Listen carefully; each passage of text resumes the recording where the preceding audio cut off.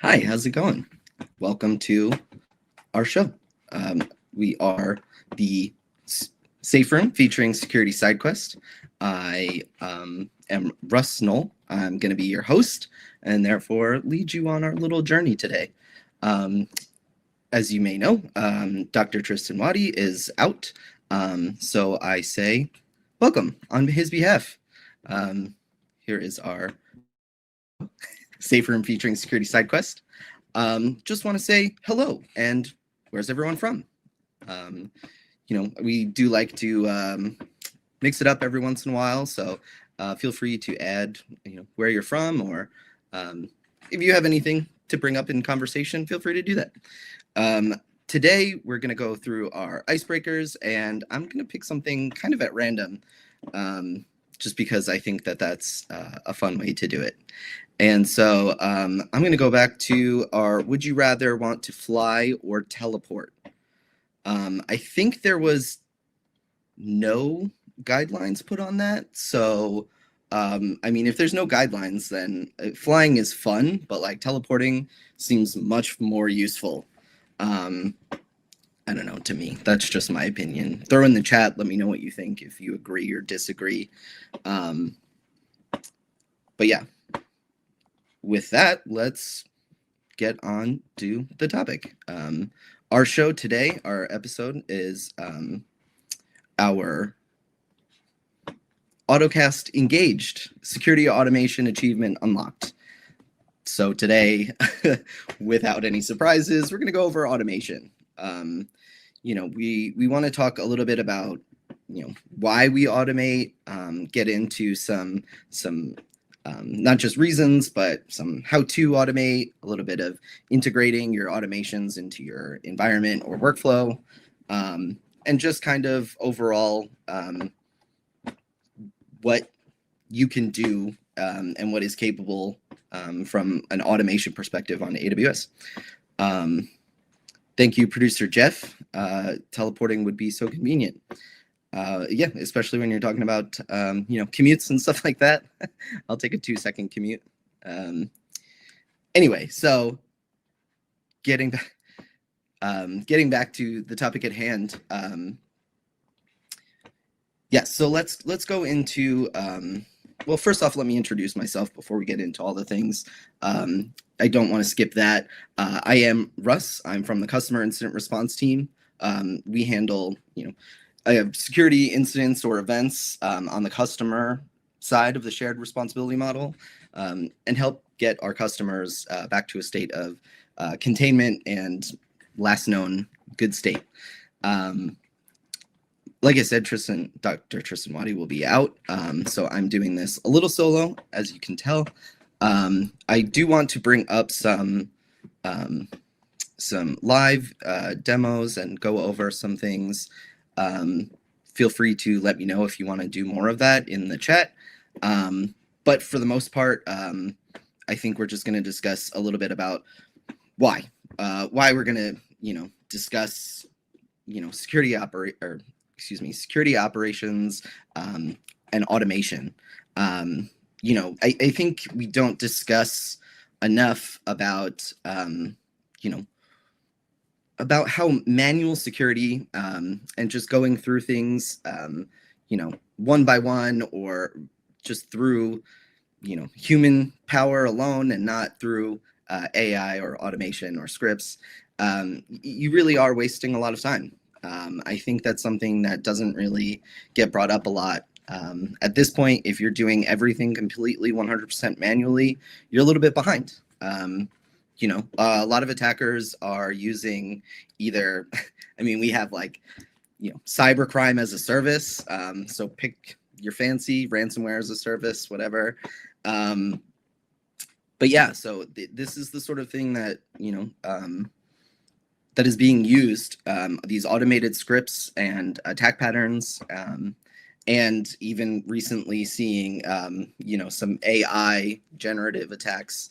And so if you were, responding manually, to each alert or detection that comes up, or whatever alerts you to this sort of attack or whatever the incident is, you're behind already at step one, just because they are automating their process and you aren't automating yours. So just looking at some of the reasons why manual security operations just don't scale, is for a couple reasons, but really, I think one of the things that doesn't really get talked about enough is that this sort of thing, the automation, especially when you're discussing in the IR sequence, that those seconds can really add up and make a difference. But also it allows your environment to essentially take care of itself. You're basically putting an automatic health potion, to bring in some jokes that Tristan might enjoy. So basically the attack, the AI attack over the weekend, is crazy. Not necessarily because of new, novel, whatever, but just from the perspective of having this script and being able to change that script in real time as things are happening, and for example, whatever target that script is going after, customer infrastructure, whatever, it's going to do that much faster because it is automated, and it's automating in the process of actually attacking. So without that level of automation there, you have to wait for a human to get the alert, read into it, see what's happening. Whereas putting in automation and just say, for example, you have someone attacking using that AI script or attack pattern, being able to have that say that VPC automatically quarantined. You're already taking those steps to be able to future-proof yourself from attack, because even when these say AI generated scripts, even if they are able to change, there's really not much you could do to get outside of a VPC quarantine. So there's a lot of things that can be done and make things not quite as scary as they may seem in hard headlines and stuff like that. Didn't they trick it because the attackers convinced it that it was just running a test? Well, that's a pretty common tactic that is using just regular open source tools for various parts of the attack, for the pen test tooling. So that's pretty common. I don't think that's specifically necessarily what was happening with that one. The attack, the AI attack specifically itself, and you'll have to excuse me because I'm going off of articles that I read over the weekend. But I believe that the issue was not necessarily in the tricking or the novel of the attack, but in the real-time change from the AI to be able to address the defenses that it runs into in real time. So say, for example, the script sends out a request and they get a response back, and then the script knows that the environment it's targeting has CrowdStrike running. And so it goes through and says, okay, what CrowdStrike EDR or XDR bypass vulnerabilities can we use or leverage? So it's really the speed of the attack that's going to be super relevant in the future. I think that it's possible that there's some possible novel attacks that come out of AI. I'm not seeing anything yet. So it's definitely definitely something everyone wants to talk about, and it's something that is new and exciting, but not quite as scary maybe as they might, as some headlines and gotcha articles might relay. I don't think it's quite that nerve-wracking, especially if you have a mature team, security team who has these automations in place. Let's get into specifics, right? And so let's see if anyone in the chat, has any responses or ideas to discuss. If not, we'd like to do a quick poll. Let me see if anyone wants to respond and feel courageous today. What's your biggest security automation challenge? So from my perspective, a lot of the automation that I deal with is a lot of it right now is very AI driven. And so ensuring that, we have the correct classification of data into our tooling, ensuring that our automation is actually works, and that the we'll go into a little bit of the event-driven architecture, but ensuring that those events that trigger actually trigger the automation that you want to see. And so from my point of view, it's really a lot of the AI guidelines and ensuring the proper data classification and stuff like that. So yeah, let me hear if you have anything similar. I know a lot of people are implementing AI into their security tooling. I did have an idea of an episode around security tooling. So maybe that's something, if people are interested in, we can go into a little bit more discussion and maybe show some live demos, or even run like a Kiro agent type of thing. But cool, thanks, Erie. I think it would be pretty cool, possibly something that people would be interested in, just to see how, like one of our tools would be able to build that not necessarily architecture, but how you build those simple scripts or tooling to be able to not just increase your automation, which is what we're talking about today, but also to make it more repeatable in the future. So I like to think of, infrastructure as a code and security as code and all of those things. So, trying to maintain that for the future, repeatable processes, documentation that'll allow you to do it over and over again. That's kind of what we're looking for in this whole process. So let's get down to it. Let's get into security automation. What is security automation? I think you're going to find a lot of different answers from, different aspects of the security team. So you'll have different security automation for IR and different security automation for engineering and detection, and depending on what tools you're using and all of that sort of thing. There's a lot of different aspects of security that can be automated.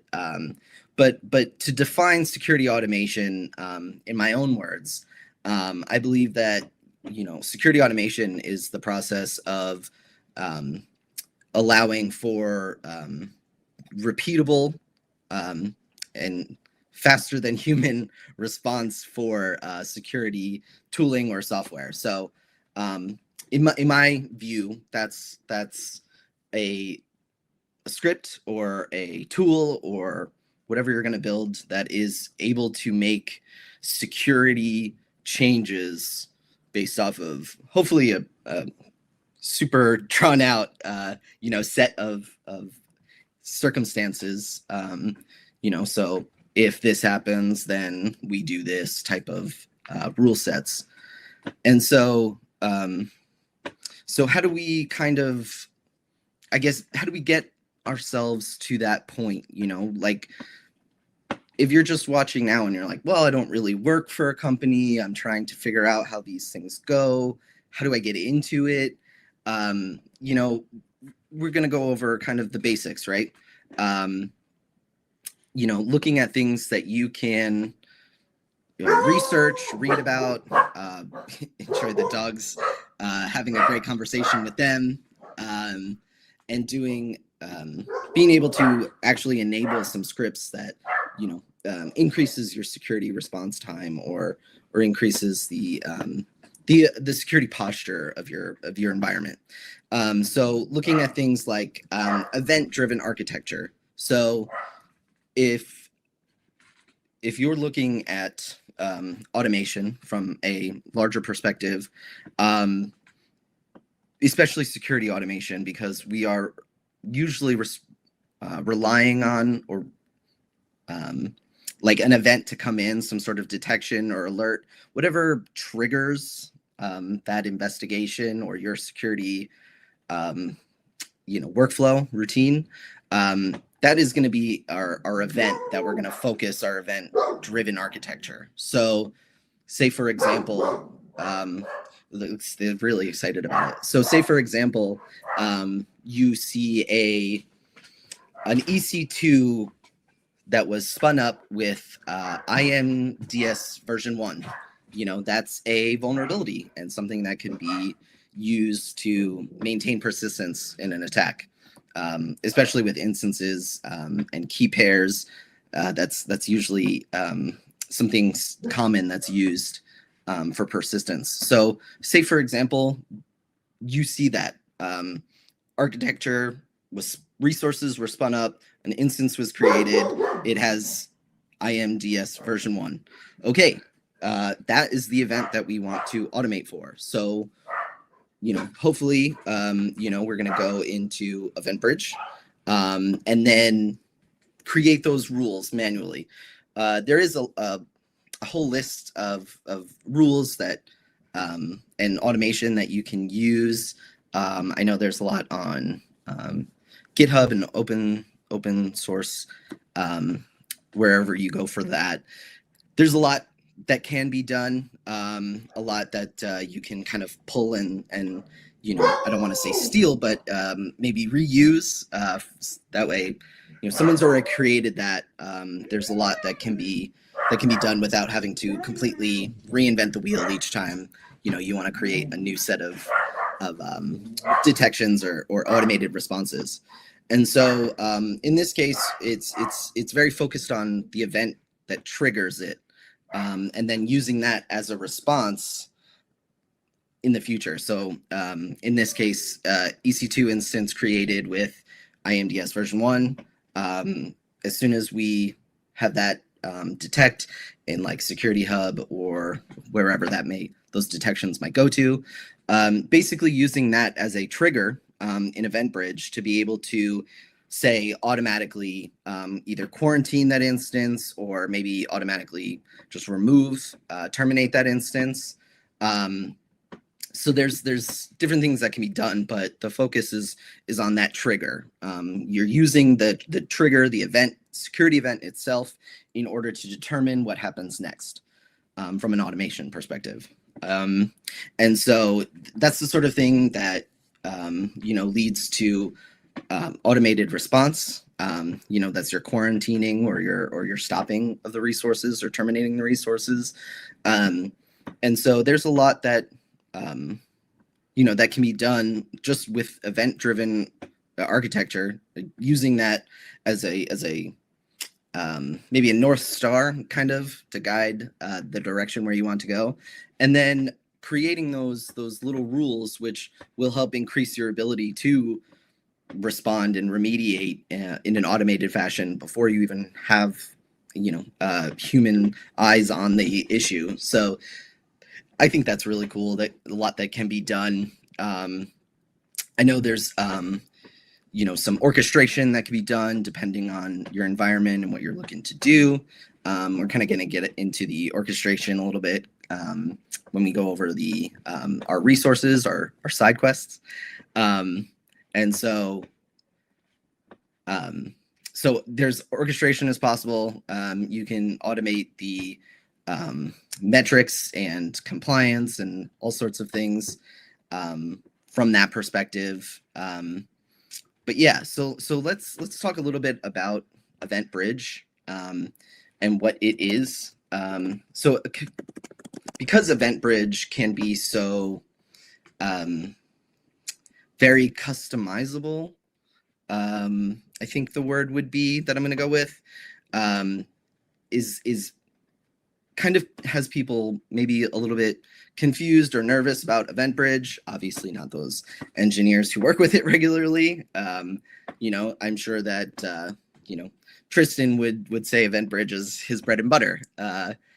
So depending on your comfort level with EventBridge, I think that there can be a little bit of confusion because it is so powerful and is able to do so much. But this allows you to build that application or tooling or that system that allows you to build event-driven scripts, applications, tooling, whatever.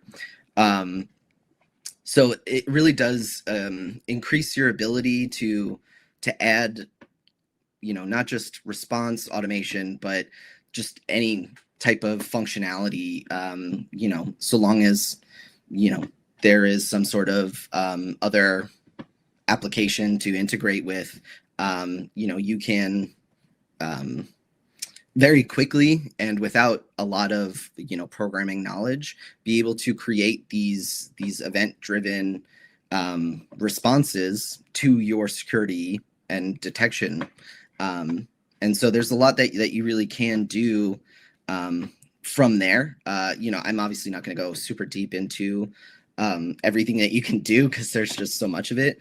But this EventBridge is our event-driven prime source, I guess, if you want to call it that. Everything kind of happens there. And that's majority of how I have used these event-driven architecture was using EventBridge. So yeah, I think that's kind of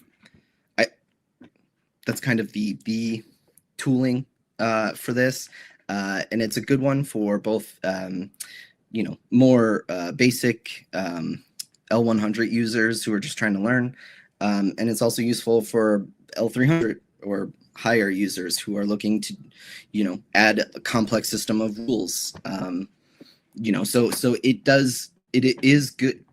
It's good at every level, basically, to get better with EventBridge. It's not just helpful for new people and not for experience, but for everyone. So getting good with this tool, in my opinion, is a little bit of a cheat code, for sure. But let me see if I can pull up EventBridge real quick. Okay, so we are not going to do a last second demo. So yeah.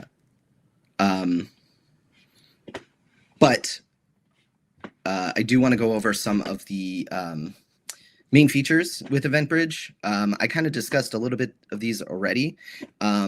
This is a like a demo type of thing.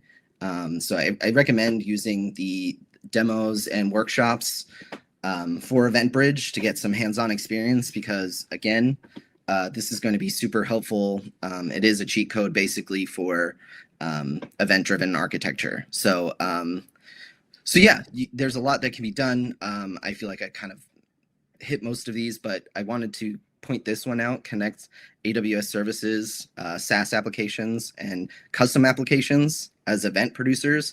So basically, you can use not just AWS services, but your own external, your custom applications or your SaaS applications, and use those as triggers for your workflow. So that way, if you're worried about, application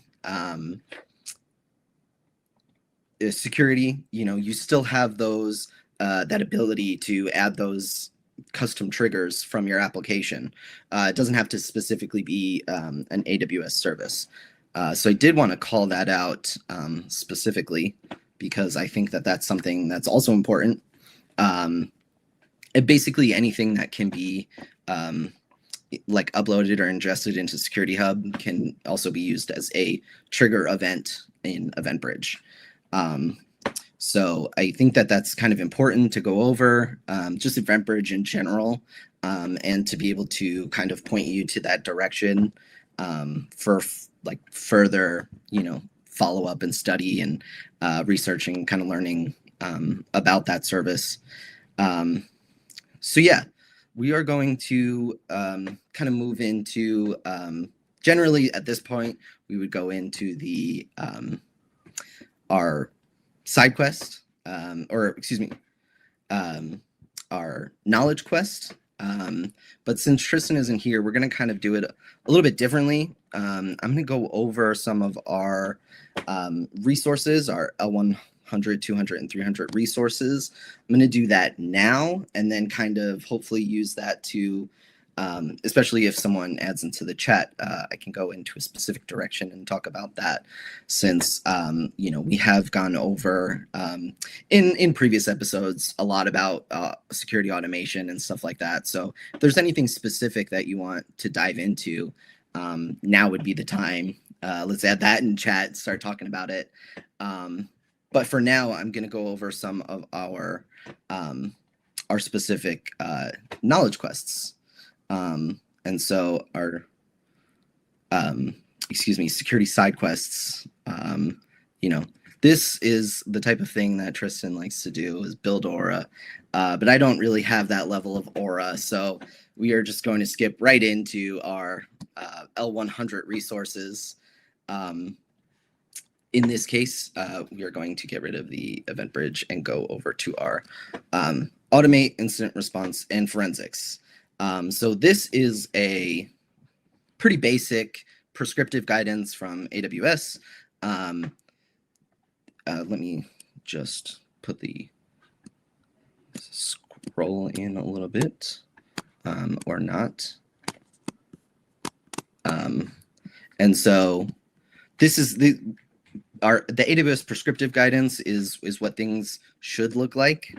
So this is why I put this in here as L100. This just goes over kind of the incident response framework. So our phases, we've already done that about 2 weeks ago. And so this is kind of goes through your prerequisites. You need an AWS account, funny, and have organizations set up. But then we have example architecture, different diagrams to show kind of a visualization of how that would work, especially with different notification. Like in this case, it would be SNS. So the event will notify the Amazon Slack. So that way it will notify the engineers or whoever you put as your responders, and then kind of go into how that would look from an investigation standpoint, and taking away, in this case it goes into the forensic events, which is just a automated event to be able to pull in the relevant forensic information, and use that to either create your future detections, or just as a way to automate getting all of that information back as quickly as possible, especially for things like, when we are looking at ephemeral resources like instances and the instances and I can't think of other words, but so the instances and your memory that will go away, your ephemeral memory. So it could be easier and quicker to, actually just have that automated response ready, and to be able to pull in as quickly as possible from that resource before it gets stopped or terminated, and that, all of that data goes away after that. So this is kind of our example of how that would look, some examples, some tools, even some example code. So there is really a lot in the prescriptive guidance, and I think this is a really good resource. But it also gives you the basics of how to do this, and it's kind of why it's our 100 level. Again, I'm going to our security incident response user guide. This goes over specifically automation, and I believe that that producer Jeff is adding these. Yep, producer Jeff is adding these links into the chat as we go. So if you want to get back to these, or if you want to follow along while I'm going through them, and you kind of go back later to mess around with them, that would be great. So feel free. Automation here in the Security Incident Response user guide just goes over some of the options for automation. You can use Lambda instead of like EventBridge or step functions or systems manager. Depends what your existing architecture looks like and what your target state threat strategy and modeling documents look like. So what you're attempting to do as opposed to, and what already exists, as opposed to kind of just using the services based off of naming or kind of like what you feel comfortable with. This is also a way to kind of get out of that EventBridge comfort zone and try to use different services and tooling to be able to automate those responses in a slightly different way. And these will give you different options based on what you're trying to accomplish. So this is kind of like our in the AWS Security Incident Response user guide, kind of just an overall, here's how automation works in AWS. And then our next resource is going to be our create your first Lambda function. We just read about how you can use Lambda functions to automate this process. So you would just go to the Lambda console and create a function. So there are some good demos and examples in Lambda for you to test out. I know that there's a ton of simple Lambda function like test and example code and stuff on GitHub and open source repositories. So feel free not to just simply use this, but to use other different types of Lambda functions. But this is kind of like an example Lambda function and how, I'm going to go with Python for this, but how Lambda would actually work as far as creating a function that will allow us to automate different steps. So yeah, I think that this is a good one too, and actually walks you through the steps of how to set that code. So this one I like a lot, and is not even like actually a workshop. And there's a bunch of other workshops. So this one's super simple for the purpose of learning a little bit about Lambda. But there's a lot of different workshops that you can kind of pivot off of this one from, and also to learn a little bit about the terminology that we use. So that way, when you're looking through, you'll understand what's going on. So here is a online tech talk. This one is a little bit more in depth. This one would be using Amazon EventBridge to build decoupled but still event-driven architecture. I think this one was just a good example of how EventBridge can be used, both from the actual coupled versus decoupled event-driven architecture, like different strategies or methodology. So this is a really good one, and it has a bunch of different bookmarks that are really helpful if you're just trying to do things or do like a single step at a time, or just for following along. So I think this one's another good resource. And then I have a blog post. And this one is just about automating security orchestration in Security Hub with Trend Micro, but specifically, using Security Hub to integrate the security orchestration, different paths that can be done for this. This one's a little bit more, this is our level 300 materials. This one's a little bit more in depth.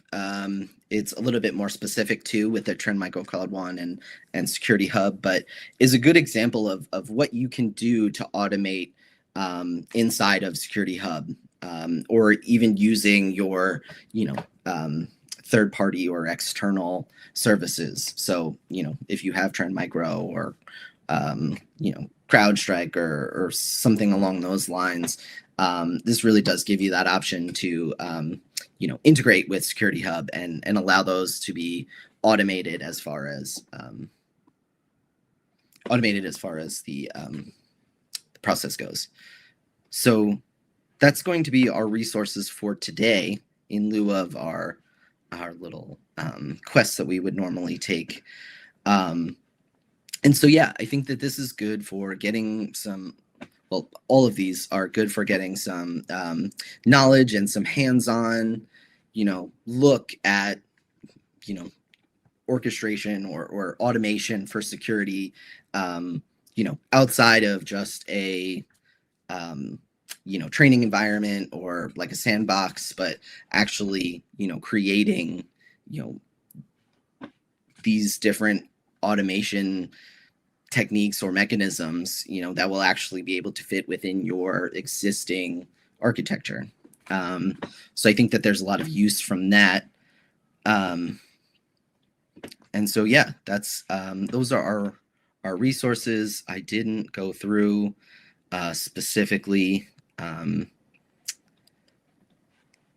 didn't go through our little L100, which is our auto adept, our 200, the automation specialist, and then our 300, our archmage of automation.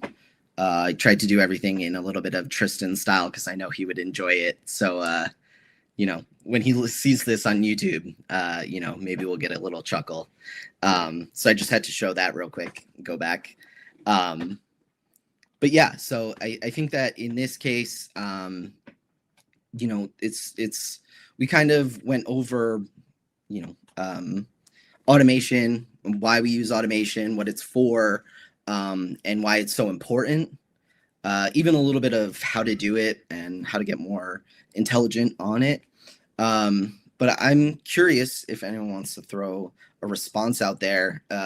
What security task or regular tasks do you automate the most right now?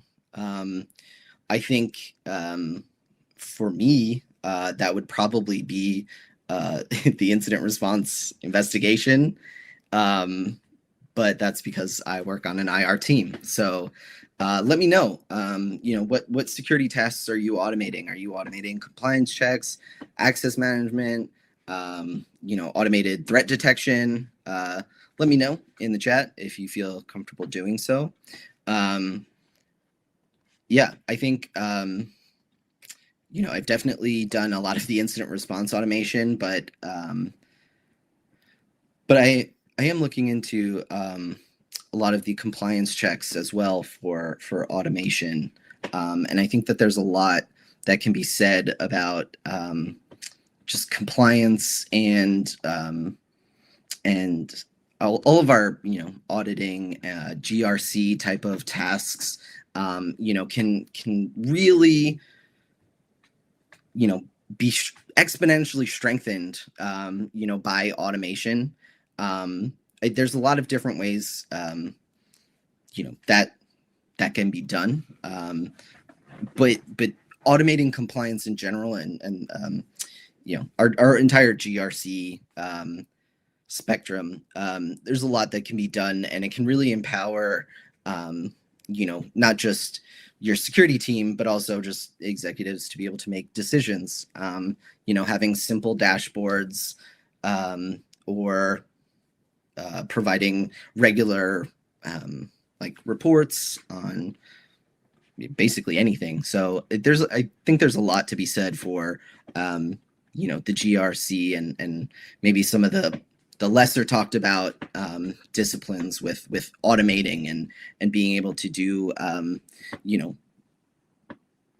just in general doing the auditing and compliance at scale, because I think that that's kind of the big challenge that kind of everyone faces at one point or another is not just how do you secure this, but how do you secure this at scale. And so I think that's, you know, also an important distinction in there. So yeah, no one felt really comfortable talking about what they automate. So we're just going to move right over to a little bit more about Lambda. We kind of just went into our resources. Oh, here's a question from Erie. Automation is good. Is there anything that you would recommend that you don't automate? Well, I don't recommend that you automate the wrong containment actions for an event trigger. You know, that's a good question, though. What do we not want to automate? So for me, automation is, I hate to use terminology, you know, that kind of shows my military background, but automation really is a force multiplier, you know, buzzword. But because you're taking hopefully easily repeatable steps, you know, that you would know about, say beforehand, and being able to make those happen automatically. So anything that you don't want to happen automatically, so there's possibly, depending on your risk tolerance, there could be resource creation and deletion, you know, might be something you don't want automated because you know, have maybe critical data or something along those lines, sensitive data or whatever in an S3 bucket, and you don't want that deleted.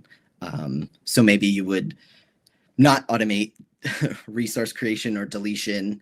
I think most of the what would you not automate is kind of depending on you and your organization's risk tolerance. And then anything that requires a level of human interaction. So I like to do a final human check for most of the actions that are taken. And then anything that that requires a level of problem solving or creative, you know, original creative thought is not really a good like option for automation. I would ideally like to automate as much as possible, but once I start, so let's use the IR cycle kind of as an example, so that way I can get into detail. So for example, if I start off an investigation into an event, let's say there was a resource created, something that no one on my team knows what happened. So hopefully the automation will start off once that event pops up, and then but even if there's not, you're still just going to go and find the log and see what's happening, and so that part is really fine for automating. But then if you're looking at, say, trying to think of a good example of what could not be automated, I would say anything that requires something that hasn't necessarily been seen before, or something that could be tied together that might make some sort of tactic or technique novel, is definitely not a good use case for automation. And then basically anything that you want, I guess, human validation or some sort of, you know, checks and balances type of system, especially when you're using not just automation, but if you're using AI or generative AI in that system, there definitely wants to be some sort of human check or confirmation somewhere in the process. So I think there's a couple of instances where you wouldn't necessarily want to automate. But at the end of the day, it really is, if the more you learn about that specific topic, the more you can automate that issue. So say for example, you start off with, hey, I don't want creation or deletion of resources at all. But as you learn more about the tooling and your environment and how everything works within your own architecture, then you can start saying, okay, you know what, I don't want creation or deletion of S3 resources, but maybe I do for EC2. Or I want to be able to lock down my my SNS, and so I want no creation of new resources for SNS, but I do want deletion. So basically, just because you have an automation and a rule set or some sort of event-driven, programmatic logic, then you can create it, you can edit it, you can make it better, you can add more situations to it. That's kind of the beauty of automating, is that you can go back and change it, make it better, and then just don't forget to update your documentation with those changes, and so that way you can make this more repeatable and make these not just your response, but also hopefully your detection, identification, basically make everything a little bit easier on yourself, because you know that you're able to not only take these steps, but take those steps in a way that's repeatable, for not just, say, your team, maybe another team, or not just for you, but for your coworker on your team, whatever. Everyone's doing things the same way, so that way when there is or isn't something outside of the realm of normal or routine. Because even with automation, sometimes your automation itself will trigger a finding that you'll have to go investigate. And sometimes that could be challenging because automation itself, might not have those security checks in place. So that's the type of thing that you have to keep in mind from that aspect. Yeah, I think a lot of people are nervous about making those changes programmatically. I think that it can feel sometimes, especially to people who are new, it can feel like, I have to learn all of programming just to be able to make, a simple VPC quarantine or isolation. No, you don't. And you can learn a service. You don't have to use, Lambda or EventBridge words. You don't have to use those. You can use something like, say, step functions, which is very simple and has a really nice, easy diagramming function. So there's a lot of different things that you can use. Realistically, a lot of it is just getting out there and using it. That's why we send those resources out every week, because more than just listening to me for an hour a week, going through and actually looking at these workshops and getting hands-on with these resources and seeing, oh, okay, if I delete, an access key, I'm not going to completely, ruin my entire account just because I deleted an older access key. So I think a lot of that hesitation or anxiety around making changes in an account is really just because there's a lack of maybe experience, or lack of experience in a way that makes you comfortable and confident doing that.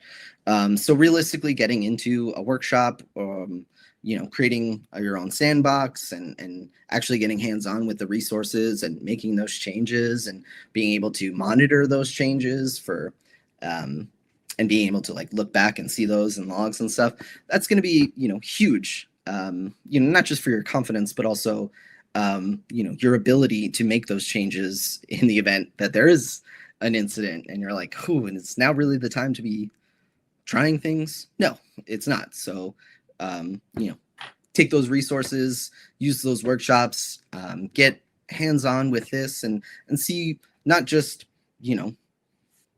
what is possible and out there, but more so what can you do for your own environment right now. And I think there's a lot that can be done. You just got to go out there and hopefully listen to this streaming show, maybe like and subscribe or whatever, depending on your platform. And then take those resources and really run with them. Look through some of that automation, create your first Lambda function. If you've never done a Lambda function before, this is a perfect document to do that. So yeah, I think a lot of that is kind of just getting hands-on, getting comfortable, and kind of seeing what your environment and your architecture looks like. The more comfortable you are with all of that, the better and the easier it is going to be. Yeah, definitely. Use Lambda. Use that create your first Lambda document. It'll walk you through it. I also have, in one of our previous episodes, I went over a little demo with the step functions as well. So there's a lot of content out there. We try to, as much as possible, AWS in general tries to provide the documentation and the prescriptive guidance and workshops. And, the more comfortable you are and the better you feel about, increasing your automation and trying to, up that security posture as much as possible. The more you do that, the deeper you get into different specific things for your environment, the deeper you get into just cloud security in general. So that confidence will go up with experience, and then things like, making some minor automation, like some minor rules to isolate a VPC. That sounds like nothing after a little bit. That's just something that you've done, thousands of times already, and you don't even think about it. So yeah, especially for our newer users, that's definitely the case, especially when you start messing around with your own account and you're worried about spend and stuff like that. It can get overwhelming very quickly. So just keep plugging along, read those resources, look at the documentation, and don't just read them for the sake of reading them, but read them and try to implement those things afterwards. And I think you'll find that, just reading about it, is not enough. But also, I like to not necessarily go into a workshop completely like, oh, what is this service? So it's a little bit of both, getting an idea of what the service is and what it can do, and then going and diving a little bit deeper in the workshops and how to do it, and using an example in something that is more sandbox than concerned about, am I increasing the spend on my, corporate account just because I wanted to be able to try out this new thing that I learned in the AWS documentation. So yeah, I think that overall, using those is going to increase, but also from a security automation perspective, definitely go through some of those the services like Lambda, step functions, EventBridge, which is for me the kind of primary when I think of event-driven architecture. So go through those things, create yourself an IAM compliance check, create these sort of, these automated steps, that you would be able to do manually, but don't really need to do manually every time. And then don't forget to also test out those strategies before you implement them into production. This is for outside of your own personal use, but it's actually a good habit to get into for personal use as well.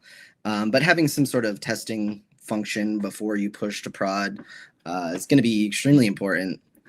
That's how you come to see me at the customer incident response team is if you don't implement testing, before you send to prod. So, so those are some things to keep in mind in general, and then specifically for, your automation. Go use the services, go play with the workshops, and see what different ways you can integrate, your automation and your tooling. So maybe not just Security Hub, but maybe, for notifications like SNS, get a text or an email every time that some specific event pops up. Working with Lambda and Systems Manager to see how those are kind of different from EventBridge and what different integrations that you can make, and then, different, especially because when we talk about automation, it can be pretty much anything from a security perspective. So, if you're going to, pull metrics in an automated fashion, that's still security automation. If you're going to do regular compliance reports based off of, findings in Security Hub or whatever compliance tool you're using, that's security automation. So kind of just think about, not just what is possible, but what can I use in my environment right now? What would actually help me save time or do less repeatable tasks, or, how can I decrease my, my average time to containment or to resolution, whatever. There's a lot that can be done. However, before I leave everyone, I think the main takeaway from this and every other episode that I've ever been a part of would be to create an incident response plan. We went over it last week, or 2 weeks ago. We also had what should go into your incident response plan. So we gave you all of the tools. Go back and watch that episode if you need, because that's going to be the thing. Well, I say every episode, but it's going to be the number one thing that you're gonna look at. Hopefully before you come and see my team. And if you don't have an incident response plan, then you're probably going to see my team. It won't be in a fun way. Yeah, I would say don't trust your AI app completely before pushing to prod. I'm a huge proponent of the trust but verify, entire philosophy to security. So yes, I would say don't trust anything until you've tested it and know what it's going to do once it hits production. So yes. Also, thank you, Erie, for being so involved in our episode today. I really appreciate that. Some of the best conversations come from the chat. So I really appreciate when, you guys are engaged and getting involved in the conversation, especially because, I don't want to just talk to at you for an hour. I'd really like to be able to kind of get that sort of what you care about and what you're facing, and so that's kind of why we ask those questions and try to get the fun icebreakers in the beginning to kind of get everyone involved in the chat, and yeah, that's when we have some of our best conversations. So anyway, same time next week, every Monday. Like and subscribe to all of our socials, and don't forget that incident response plan. And I'll see you all next week. Thank you so much for talking about security automation. Thanks.